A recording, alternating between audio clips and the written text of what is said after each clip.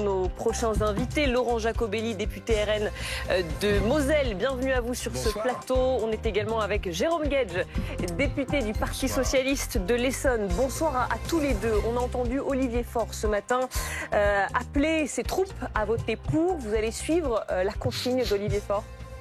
On est un groupe politique, donc on s'est réunis cet après-midi et la position très largement majoritaire est en faveur du vote pour, en effet. Donc vous avez décidé de sauver le gouvernement Le Cornu. C'est pas le gouvernement Le Cornu qui m'intéresse, c'est de savoir si on est rentré dans une logique de compromis. Moi, j'ai pas la négociation honteuse ou le compromis honteux. Dès le premier jour, on a dit on discute avec Sébastien Le Cornu et son gouvernement, mais à partir des préoccupations que les Français nous ont fait remonter. Est-ce que on arrive à préserver le pouvoir d'achat? Est-ce qu'on arrive à éviter les mesures les plus injustes comme le doublement des franchises médicales ou les autres mesures qui étaient envisagées? Vous êtes tous sur la même ligne au comme PS? le gel des prestations sociales? Oui. Les 69 vont voter pour? On est très rassemblés, mais parce que faut que vous compreniez, c'est ce qu'on a fait à l'Assemblée nationale, là, ces derniers temps, c'est assez inédit. C'était parfois un peu foutraque, le fait de construire ce compromis en temps réel.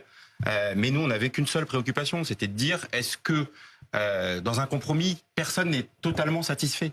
Je peux pas fanfaronner en disant victoire, on a eu tout ce qu'on voulait, etc. Non, c'est pas un budget socialiste, mais c'est pas un budget macroniste aussi. C'est un budget qui permet d'éviter les mesures les plus détestables qui étaient envisagées et qui permet d'éviter que la sécurité sociale, parce qu'il y en a certains qui se contrefichent du déficit de la sécurité sociale, s'il n'y a pas de budget de la Sécu là, on se retrouve avec un budget avec un déficit à 30 milliards, alors que l'objectif c'est de le ramener à 20 milliards. Et ce qui se passe là, immanquablement, c'est qu'à la fin il y a des gens qui vont lever la main et qui vont dire ouais mais vous voyez la Sécu elle est en déficit, donc on va la remplacer par autre chose, des assurances privées ou je ne sais quoi. Jusque là au PS vous disiez c'est l'abstention.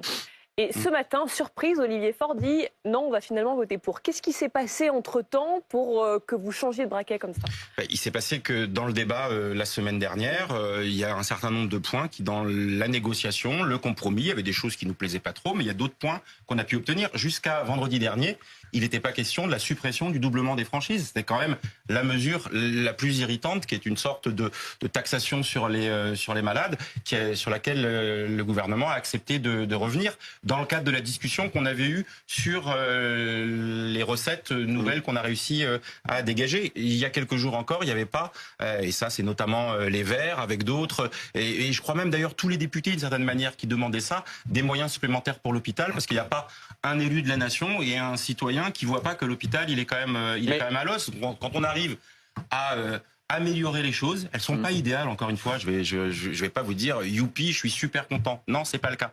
Un compromis, ça doit faire mal d'une certaine manière à tous ceux qui le construisent. Et je comprends ce que vous nous dites ce soir. Suppression du doublement des franchises médicales, dégel des pensions de retraite. Moyens supplémentaires pour l'hôpital, suspension de la réforme des retraites. Tous ces arguments-là, Laurent Jacobelli, ils ne vous touchent pas? Bien sûr qu'ils nous touchent, mais pour autant, on n'est pas dupe. On n'est pas dupe de ce qu'est ce budget de la sécurité sociale, ce projet de loi de finances de la sécurité sociale, PLFSS, pour ceux qui nous regardent. C'est quoi? C'est finalement un drôle de cocktail entre le PS et la Macronie. C'est je te tiens, tu me tiens par la barbichette. On va voter quelque chose ensemble. Ce sera très mauvais, mais vous direz que c'est un peu meilleur que ce que vous espériez. Vous allez voter pour, et comme ça, il n'y aura pas de censure et vous garderez votre place. Parce que c'est ça, Monsieur Guedj, aujourd'hui. C'est ça qu'on voit à l'Assemblée nationale. Des interruptions de séance où vous négociez avec le Premier ministre, qui vous regarde pour savoir s'il a le droit de dire ça ou pas. Aujourd'hui, le Premier ministre, c'est Olivier Faure, et vous êtes porte-parole du gouvernement. Il faut le dire aux Français. Avec 2% à la présidentielle, le Parti socialiste dirige aujourd'hui la politique sociale de la France. Et ça fait peur d'une sécurité sociale gérée à la fois par les socialistes et les macronistes. Ce qu'oublie de vous dire, Monsieur Guedj, c'est que les Français vont être taxés de 2,5 milliards supplémentaires dans ce fameux PLFSS, avec la hausse de la CSG et avec la hausse des taxes sur les mutuelles, parce que personne ne pense que les mutuelles vont absorber la taxe toutes seules. Elles le répercuteront évidemment sur leurs clients. La réponse de Jérôme Guedj, pardon. On est pris en otage. On est pris en otage, c'est-à-dire qu'on a aujourd'hui une toute petite minorité qui est le Parti socialiste, qui impose ses vues à une Macronie en déshérence pour qu'il n'y ait pas censure, parce qu'ils savent très bien le PS. Que si on tourne aux urnes, attendez, je termine juste, je vous écouterai après, ils se feront ratatiner. Le PS, excusez-moi, c'est pas personnel, il s'est fait élire avec LFI comme une force d'opposition, et une fois élu, travaille avec les équipes de Macron comme force et Jérôme Guedj pour de vous la majorité. Excusez-moi, c'est pas glorieux. Jérôme Guedj. Attendez, Rachel Binas, Jérôme Guedj. Vous À quoi vous servez? À quoi vous servez? Qu'est-ce que vous pouvez dire là concrètement que vous avez contribué à faire qui améliore la situation des Français? Il paraît que vous étiez contre la suspension de la réforme, que vous étiez pour la suspension de la réforme des retraites. Vous avez voté la mesure en disant nous on est favorable à la suspension, mais en votant contre le texte. C'est de l'hypocrisie absolue. Vous votez pour la mesure, mais vous dites on rejette le texte et donc elle s'applique pas. Vous avez dit que vous étiez opposé à l'année blanche. Bon, si vous votez contre, vous empêchez cette année blanche. Donc ce que je veux dire, c'est que vous théorisez votre inutilité absolue. C'est-à-dire que vous faites des effets de tribune, vous expliquez on est aux côtés des Français. Mais j'ai pas l'outrecuidance de dire que c'est génial ce qu'on est en train de faire. Ça s'appelle un compromis. Voilà. Donc vous pouvez dire on a raison tout seul. Et ce faisant, vous savez quoi? Vous êtes le pendant, le miroir inversé de LFI. LFI dit j'ai raison tout seul, et vous dites j'ai raison tout seul. Mais à la fin, vous ne servez à rien. Vous apportez rien de concret aux Français. Laurent Jacobelli vous répond. Je vais vous répondre. D'abord, ne crachez pas sur vos alliés qui vous ont fait élire, les socialistes et LFI. Pour ce qui me concerne, non, pas du tout. Voilà, j'avais un candidat LFI, ça c'est à moi. C'est pas très classe, et je pense que ça en dit long sur votre manière de procéder. À quoi on sert? Nous, on est une force d'opposition et on l'assume. Oui, nous voulons voter non au budget parce que nous pensons qu'il n'est pas bon, mais aussi parce que nous pensons que c'est l'occasion d'avoir une censure du gouvernement et donc de nouvelles élections. Nous, ce qu'on veut aujourd'hui, c'est l'alternance. On ne veut pas être la béquille de la Macronie. Vous avez accepté ce rôle, mais c'est votre droit. Mais les Français aujourd'hui ne veulent plus d'Emmanuel Macron. 11% seulement lui font confiance, ne veulent plus de cette politique. 3 élections nous l'ont montré. Sauf et nous n'avons pas vocation à l'aider. Nous sommes le 9, à le combattre et à le remplacer. Nous sommes le 8 décembre. Entre vous et mais nous sommes le 8 décembre. Vous voulez des élections quand? Entre Noël et Jour de l'An? C'est ça que vous voulez? Et que pendant la période, il n'y ait pas de budget pour le pays? Vous n'en voulez pas. Voilà. Non, mais moi, vous irez seul. Mais moi, je vais vous dire, je ne veux pas le chaos que vous théorisez. Vous avez qu'une seule obsession, c'est de voir est-ce qu'on peut organiser une élection législative anticipée ou une élection présidentielle. Bon, mais vous savez, il y aura un grand rendez-vous démocratique. Il a lieu en 2027. Alors je sais que le calendrier judiciaire des uns et des autres ne vous facilite pas la perspective positive pour ce calendrier. Vous rappelez votre score au présidentiel. Mais je l'assume, mon score à l'élection présidentielle. Il n'y a pas de difficulté. Mais nous sommes 69 députés. Mais ce qui n'est pas normal. Mais on n'impose pas le tempo. On fait quelque chose que vous êtes incapable de faire. C'est à un moment donné ranger la certitude qu'on peut avoir raison tout seul et se dire comment on peut être utile en faisant du compromis. Alors ça vous est totalement impossible. Mais je m'en fiche de ma place. Si Laurent Jacobelli, un des points soulignés par Jérôme Guedj, c'est dire effectivement, si vous votez contre le budget demain, vous votez contre la suspension de la réforme des retraites, ce qui est un peu paradoxal avec ce que vous avez promis à vos électeurs. Ah non, nous on a promis de l'abrogation. Excusez-moi, c'est pas la même chose. Là, on va la décaler de quelques mois. Et d'ailleurs, le président de la République s'est un peu moqué de vous en disant oui, c'est pas vraiment une suspension. Mais une fois encore, si c'est... Et ils vous disent pas c'est mieux que rien, vos électeurs? Non, je pense que nos électeurs, ils veulent le changement. Voilà, ils ne veulent pas qu'on aide Emmanuel Macron et Monsieur Lecornu à continuer le plus longtemps possible à faire une mauvaise politique. Nos électeurs, comme beaucoup d'électeurs en France d'ailleurs, veulent le changement. Il y a le vent du changement en France. Quelles mesures d'économie sur les mauvaises dépenses ont été faites? Rien, aucune. Aujourd'hui, un migrant clandestin sera toujours mieux soigné au niveau financier, en tout cas, qu'un Français qui a cotisé. Vous trouvez ça normal? Est-ce que des mauvaises dépenses, notamment sur l'administration de la santé, plutôt que la santé elle-même, ont été pointées? Absolument pas. Est-ce que vous savez combien de mesures d'économie dans le budget est proposé? Ce budget nous dit il y a 20 milliards de déficit, on devrait être content. Si vous êtes content avec ça, nous pas. Des Français mal soignés, moins bien traités que ceux qui viennent d'arriver, la question parce que déficit, nous ça nous va pas. Je vous pose la question parce que vous êtes parlementaire comme moi, vous avez participé au débat. Quel est le montant des mesures d'économie qui sont dans la trajectoire de l'ONDAM qui va être soumis au vote demain? Quel est le montant des mesures d'économie? Il n'y en a pas. Ah si, il y a 3,7 milliards d'euros d'économie. Je vous prends un exemple. Il y a une baisse des prix du médicament. L'ONDAM, c'est les dépenses de l'assurance maladie. C'est les dépenses de l'assurance. Attendez, mais vous dites qu'il n'y a pas de mesure d'économie. 3,7 milliards. Mais attendez, mais vous dites qu'il n'y en a pas de déficit. Mais je vous dis que. Excusez-moi. Non, mais vous pouvez pas dire il n'y a rien. C'est l'épaisseur du trait. Ah bah non, c'est pas l'épaisseur du trait. Quand on baisse le prix du médicament d'1,6 milliard, ce qui va pénaliser l'industrie pharmaceutique, c'est une mesure d'économie. Mais vous êtes là à agiter des peurs. Il y a encore une fois, je le redis, ce qu'on fait n'est pas idéal. Mais c'est quoi les mesures d'économie que vous proposez, à part votre chiffon rouge habituel qui consiste à dire on va... Bah non, quel milliard? Quel milliard? De quoi vous parlez? Une fois encore. De quoi vous parlez? Il faut réorganiser. À part l'obsession sur les étrangers, de dire on va pas rembourser les cotisations, les prestations sociales pour les étrangers qui cotisent en France. C'est quoi vos éléments programmatiques qui sont crédibles? L'administration de la santé, ça fonctionne pas. En tous les cas, le fait de dire qu'on va couper, non, ce que vous dites de couper les dépenses. Mais non, mais allez-y, Laurent Jacobelli, allez-y. Je comprends. Laurent Jacobelli, allez-y pour répondre. Comme toujours. Je comprends votre gêne. La soumission à la Macronie n'est probablement pas le mandat que vous ont donné vos électeurs. De même qu'ils ne vous avaient pas donné d'ailleurs le mandat de vous associer à un parti violent et avec certains antisémites qu'est la France insoumise. Je crois que vous êtes en perdition. Mais nous, on sait où on va. C'est la différence. Nous, on pense que effectivement, les allocations sociales non contributives aux étrangers, il faut arrêter. Voilà. Il faut que les étrangers qui contribuent effectivement au budget d'un certain nombre d'allocations sociales puissent toucher effectivement les choses au bout de 5 ans. Voilà. Pour donner la priorité aux Français. Oui, ça c'est très concret. Mais donc du coup, ils cotisent plus. Parce qu'ils cotisent plus pendant ce temps. Et au bout de 5 ans, ils ont le droit de toucher. On cotise, mais on n'a pas d'assurance en face. Vous vous rendez compte que ça n'existe pas? Si, c'est le cas pour le RSA. Non, c'est pas le cas pour le RSA. Si, tout à fait. Non, mais ce n'est pas une prestation de sécurité sociale, le RSA. Non, mais d'accord, mais c'est une forme. Parlons un peu sérieusement. Une fois encore, vous acceptez peut-être, parce que vous êtes probablement, c'est votre idéologie, vous aimez la suradministration. Nous, on estime que dans l'hôpital, il faut revoir les choses. Aujourd'hui, il y a beaucoup trop d'administration, pas assez de soignants. Ce sont des mesures de fond que nous voulons faire. Mais Laurent Jacobelli, je vais vous donner quelques mesures.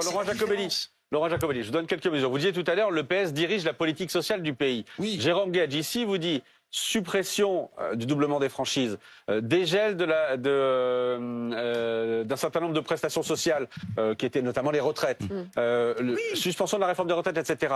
Toute cette politique sociale qui serait dirigée par le PS, tout ça, ça vous va normalement? Mais il y a des choses. Mais attendez. Tout ça, ça vous va? Vous savez, la politique binaire, je crois que c'est fini. C'est-à-dire que dans un projet de loi de finances qui soit de la sécurité sociale ou générale, vous avez des tonnes et des tonnes de mesures à étudier. Il y en a pour lesquelles nous sommes, il y en a contre lesquelles nous nous battons, et puis vous avez une image finale. Cette image, aujourd'hui, elle n'a aucun sens. Aujourd'hui, est-ce qu'il y a un plan d'économie? Non. Est-ce que les Français seront mieux traités et mieux soignés? Non. Est-ce que donc demain, vous votez contre? Non. Imaginons, Laurent Jacobelli, le budget de la Sécu demain n'est pas voté, qu'à la fin, il tombe.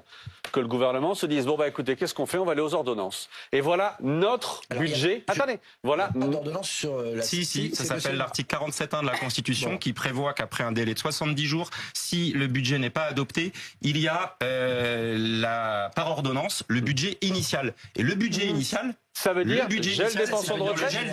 Ça veut dire gel des pensions. Ça veut dire gel des pensions. Non, pour le PLFSS, ça veut dire gel des pensions. Faut Ça réviser. veut dire gel des pensions. Ça veut dire pas de suspension de la réforme des retraites. Vous prenez ce risque-là demain? Mais nous prenons le risque de dire aux Français, les mesurettes, en attendant pour gagner 3 mois, pour que M. Guedj puisse avoir ses indemnités, c'est pas notre truc. Non, mais nous, on veut changer les choses profondément.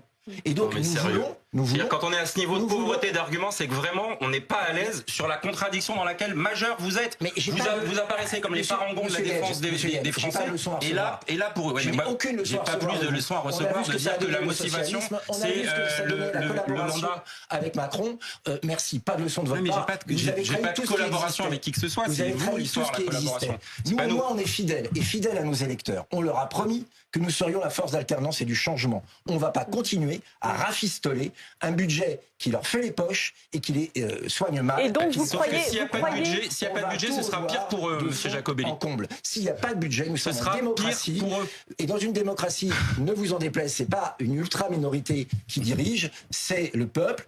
Et le peuple, si nous avons voté contre les 2 budgets, demandera, je pense, la censure à travers ses députés et le gouvernement devra partir. Sinon, on va jusqu'en 2027 avec des demi-mesures, avec du déficit, avec des dettes et avec une explosion de l'accroissement fiscal. S'il n'y a pas de budget, le déficit s'accroît, M. Jacobelli. Que les Français... Mais un budget, ça croit quand même. Que les Français se débarrassent de cette mauvaise politique, se débarrassent du poison socialiste qui maintenant vient se semer en la Macronie. Les 2 pires présidents de la République, François Hollande et Emmanuel Macron, réunis dans un seul homme, il faut que ça cesse. Dissolution, vraiment? Vous pensez que c'est encore possible? C'est encore jouable dans le... C'est même une question de calendrier. Vous la voulez quand, l'élection, là, juste pour comprendre? Il est faux, parce que sinon vous aurez des groupuscules qui, parce qu'ils ont un pouvoir de blocage, comme le Parti Socialiste, imposeront des vues ultra-minoritaires. Que veulent les Français? Je crois que tous les sondages sont très clairs. Ils ne veulent plus d'Emmanuel Macron et ils veulent de l'alternance. Et donc vous la voulez quand, concrètement? Peut-être que vous répondre à la question de Jérôme Guedj, qui font un calendrier. Donc on est d'accord, donc vous voulez que demain, le président de la République... Je ne suis pas comme Jérôme Guedj, je ne me prends pas pour le Premier ministre ou pour le président de la République. Moi, je suis dans l'opposition et je le sais. Donc c'est pas moi qui fixe la date. Oui, sauf qu'à un moment, il faut être crédible. Vous dites le plus vite possible. Donc vous dites, si demain, il n'y a pas de PLFSS, il faut que demain soir, Emmanuel Macron aille à la télévision pour dire je dissous l'Assemblée nationale, nous sommes le 8 décembre, et donc, comme le délai est entre 20 et 40 jours, ça veut dire qu'on a les élections entre Noël et jour de l'an. Mais vous pouvez dire que ça va être les super conditions pour organiser des élections. Et après, vous allez dire que vous au mois de janvier.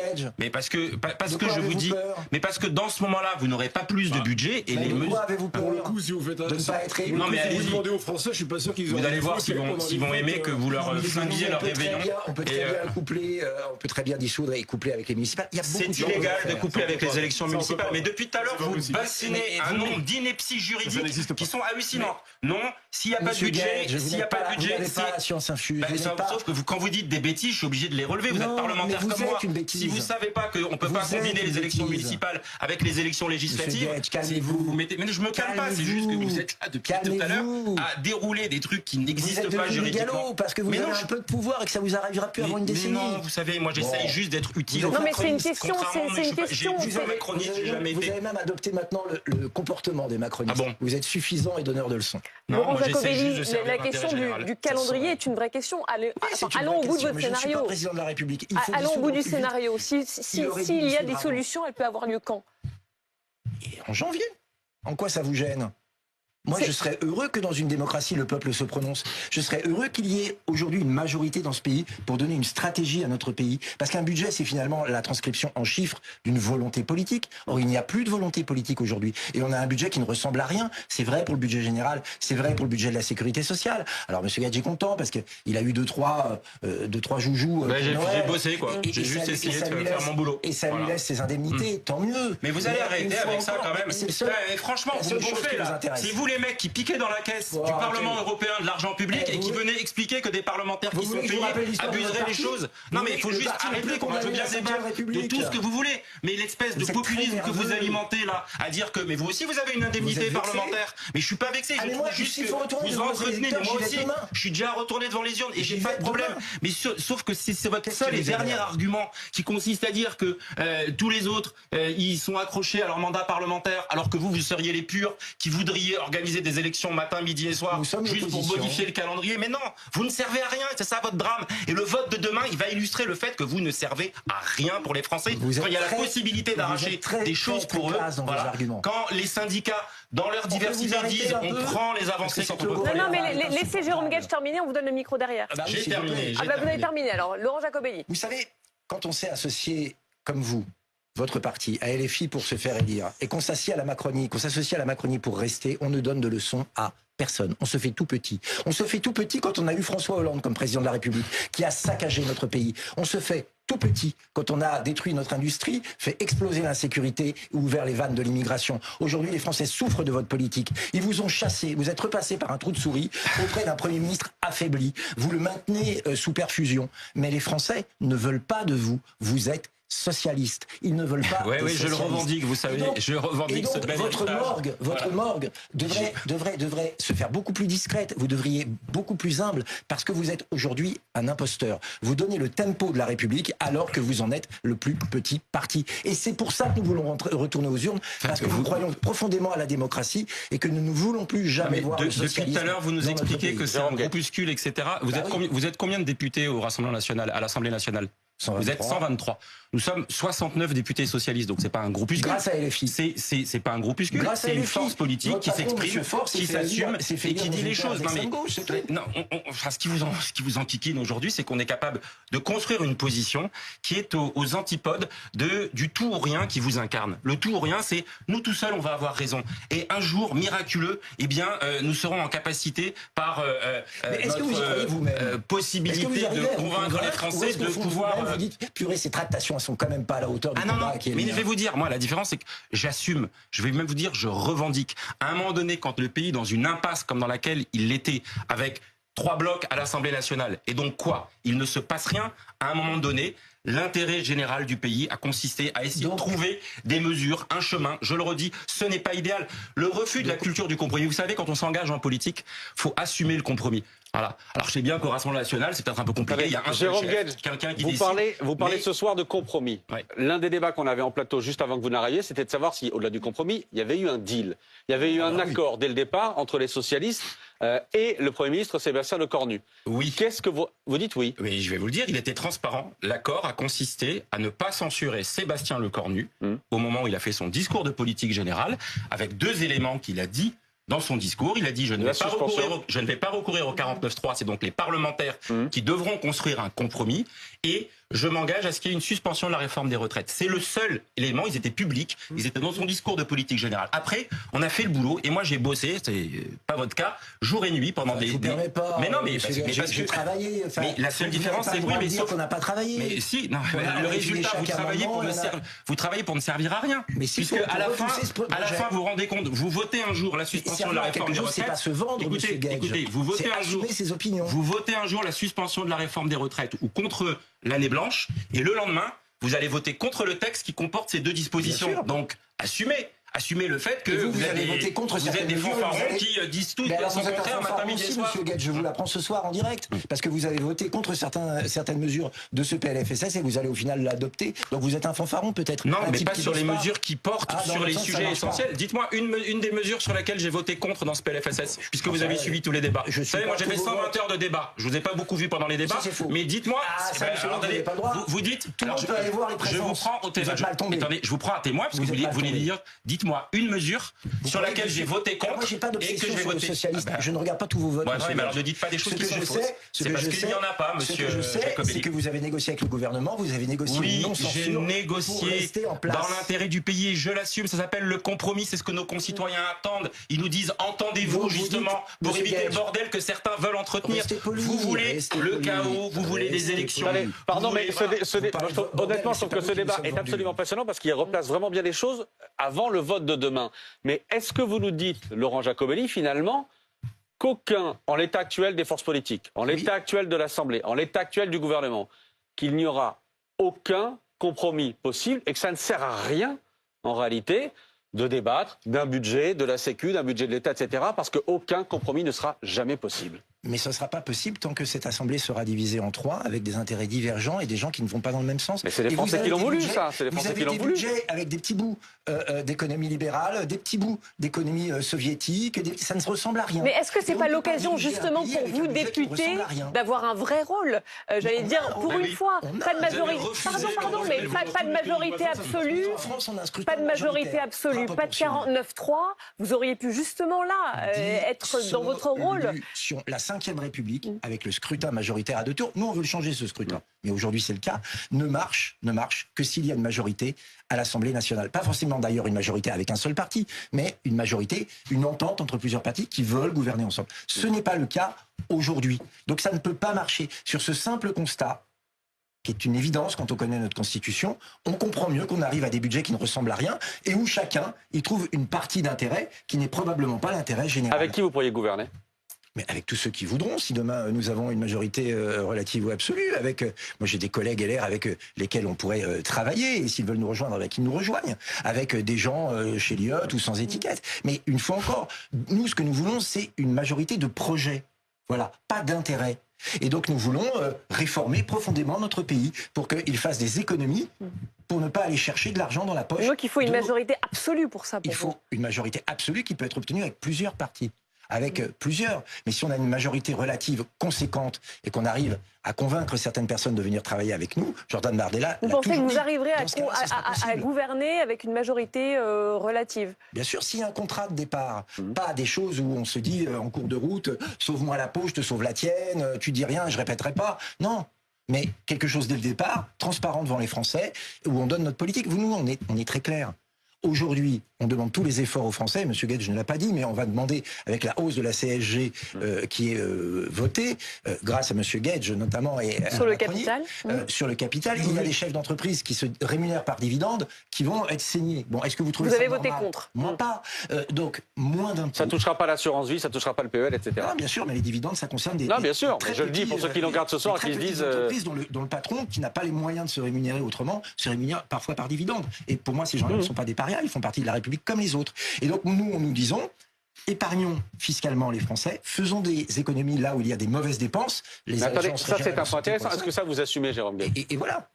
Par exemple, sur cette mesure-là, le fait d'augmenter la CSG, il y a un compromis qui a été fait autour de 1 milliard, 1,5 milliard pour augmenter la CSG, 1,5 milliard, notamment sur les dividendes d'entreprise. Alors, je le disais, ça épargne les assurances-vie, ça épargne les PEL, etc. Mais est-ce que vous assumez qu'un certain nombre de Français vont devoir effectivement payer plus de CSG une fois que ce budget de la Sécu a été voté? Oui, on parle de la toute petite minorité de Français pour lesquels ces revenus du capital, dividendes, revenus financiers, Pour les femmes de retraite également. sont concernés. Oui, absolument. Le plan d'épargne retraite est dedans, absolument. Vous savez, la CSG sur les revenus financiers a toujours eu un point de plus que la CSG sur les revenus d'activité jusqu'en 2019. Rappelez-vous, la CSG a été créée par M. Michel Rocard en 91, c'était 1% à la base. Oui, mais Maintenant, on est à 9,2% sur l'ensemble des revenus, et donc là, on va passer à 10,6%. Cher monsieur, j'espère que vous n'avez pas... Non, mais attendez, le problème est là, c'est que c'est ça qui est dangereux, c'est qu'à chaque fois qu'il y a un problème, vous augmentez en permanence les impôts. Donc c'est ça qui est très dangereux. Il faut aujourd'hui baisser les impôts. Nous sommes numéro 1 du monde des impôts, comme vous le savez, donc il faut aujourd'hui baisser les impôts. Moi, je ne fais pas de politique, mais simplement, ce que je veux dire, c'est que vis-à-vis des Français qui aujourd'hui sont asphyxiés, qu'ils soient riches, pauvres, ce que vous voulez, mais ils sont asphyxiés par l'imposition. Quand on leur dit on va encore augmenter les impôts, est-ce que c'est pas dangereux? Est-ce que vous ne renvoyez pas comme ça une image particulièrement dangereuse? Moi, je pense qu'il faut aujourd'hui baisser les impôts et baisser les dépenses publiques, évidemment. Exactement. Et là, on a un budget. Alors je ne dis pas que c'est facile parce qu'il n'y a pas de majorité, effectivement, mais ça, c'est comme ça qu'on va redonner confiance aux Français. Là, on a, vis-à-vis des Français, encore une fois, ils se disent, mais attendez, c'est encore des arrangements, on va encore augmenter les impôts. C'est ça qui est dangereux, je pense. Vous ne pensez pas? D'abord, parce que je crois que vous connaissez ces matières, je ne peux pas vous laisser entendre que la CSG a été multipliée par 9 entre 1991. Le taux... Mais, il était à 1% là-bas. Oui, il était à 1%, mais en contrepartie, comme vous le savez probablement, les cotisations sociales qui étaient assises sur le salaire ont été transférées sur la CSG. Oui, mais elle a quand même augmenté. Si vous prenez par exemple sur le revenu du capital, on est à 17,5% aujourd'hui. Oui, mais... Vous voyez ce que je veux dire? Donc, vous savez, vous rendez compte, de 1% à 17,5%. C'est énorme. Avant 2019, entre 2004 et 2019, cette fameuse CSG-là, dont on a rajouté un niveau supérieur au niveau de la CSG activité, les revenus de salaire. C'était déjà le cas. C'est-à-dire, sous Nicolas Sarkozy et Jacques Chirac, la CSG sur les revenus du capital était plus importante. Pourquoi on met à contribution les revenus financiers et les revenus du capital pour financer la protection sociale? Et parce que c'est une mesure de justice. La CSG, c'est les revenus du travail, c'est les revenus de remplacement, les retraités, et ce sont les revenus du capital. Moi, après, si vous voulez à la place qu'on baisse les dépenses sociales, moi je suis demandeur... Dépenses de fonctionnement. Mais ça veut dire quoi, les dépenses de fonctionnement? C'est très simple aujourd'hui. Regardez les chiffres. Je ne sais pas ce que c'est les dépenses de fonctionnement. 2021 aujourd'hui, les dépenses de fonctionnement, c'est les chiffres de l'INSEE, ont augmenté de 22,5%. Alors que les dépenses sociales ont augmenté de 13%. C'est-à-dire que c'est ça qui ne colle pas. Quand vous avez vos dépenses de fonctionnement... Et c'est quoi les dépenses de fonctionnement? C'est évidemment l'ensemble, je dirais, des frais, évidemment les salaires, bien entendu, mais c'est également l'ensemble des... De la sécurité sociale? Non, là je vous parle de l'ensemble de la puissance publique. État, collectivité locale. On parle du financement de la sécurité sociale, donc je ne comprenais pas ce que c'était. Vous savez bien que c'est global. Ce que je parle, c'est que quand vous avez des dépenses de fonctionnement qui augmentent plus que les dépenses sociales, justement, c'est qu'il y a un problème. Donc là, je pense qu'il y a vraiment du grain à moudre. Là, on peut réduire aujourd'hui les dépenses de fonctionnement, et à partir de là, vous allez pouvoir faire des économies, réduire votre déficit. Moi, je vous pose Jérôme Guedj, ensuite Laurent Jacobelli. Mais il faut juste que là, on parle du budget de la sécurité sociale. Dites-moi quelles sont les dépenses de fonctionnement, c'est-à-dire ce qui fait tourner la machine, qui sont assez faibles. Vous savez que pour faire tourner, pour verser... C'est aujourd'hui 32%.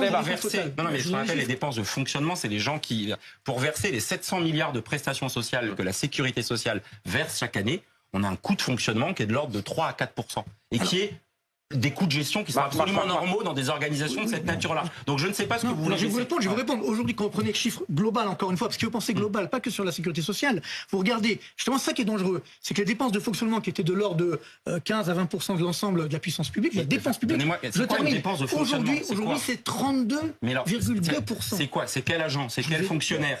De quoi vous parlez? C'est l'ensemble de la puissance publique, encore une fois. Laurent Jacobelli. Est-ce que c'est les profs? Est-ce que c'est les flics? Est-ce que c'est... Oui, c'est tout ça.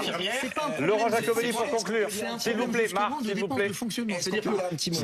Laurent Jacobelli. On peut faire le tour des agences qui ne servent à rien, Monsieur Guedj, vous verrez qu'il y a des milliards à aller trouver. Mais j'aimerais quand même que débusquer notre chevalier blanc ce soir, qui a défendu la sécurité sociale, Monsieur Guedj, et qu'il explique que effectivement les économies qui ont pu être faites quelque part, les droits qui ont été maintenus, finalement ils se payent ailleurs, parce que la hausse de la taxe sur la mutuelle qui a été votée, c'est évidemment évidemment tous ceux qui souscrivent aux mutuelles qui vont la payer au final.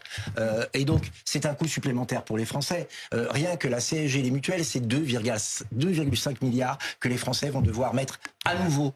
Je dis pas que tous les Français payent de la CSG Capital, monsieur Jacobelli, c'est pas vrai. Les mutuelles, oui, par contre. Non, mais la CSG Capital, ce n'est pas vrai. Oui. Et s'agissant des mutuelles, vous connaissez la raison.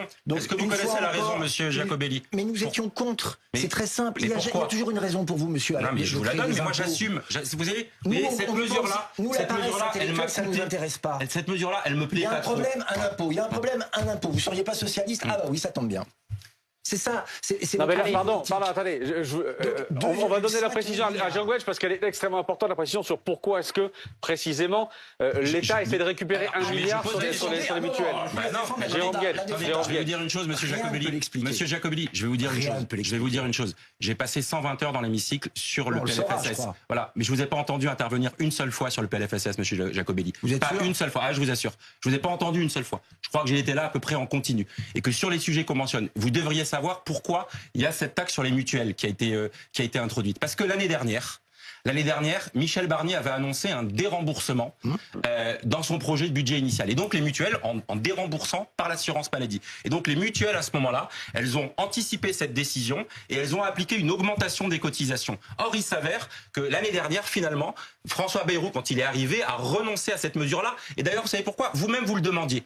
Or, les mutuelles avaient engrangé des cotisations dont on peut dire d'une certaine manière qu'elles n'avaient pas totalement besoin. Et donc là, la mesure, elle permet juste à récupérer ça. C'est une seule année, c'est pas une mesure pérenne, et que donc on a considéré que c'était un élément. On arrive à la fin. Sur le prix des mutuelles, ne faites pas le naïf. On arrive à la fin. Je conteste pas qu'il y a ce risque-là, et j'ai d'ailleurs fait voter, si vous aviez été dans l'hémicycle, un amendement. Est-ce que vous savez l'amendement que j'ai fait voter? Non, parce que vous n'étiez pas en séance. Mais attendez, vous me donnez la leçon sur le PLFSS, vous n'étiez pas présent. J'ai fait voter. Il y a eu des milliers d'amendements, vous croyez que je connais tous les amendements? Allez, et ensuite on a...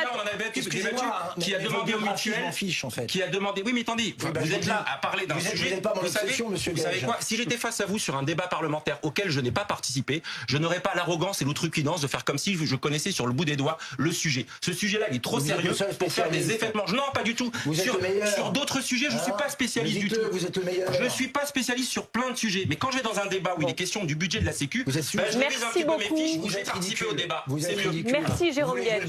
Vous êtes le cancre de la République. Merci Jérôme Guedj, merci Laurent Jacobelli.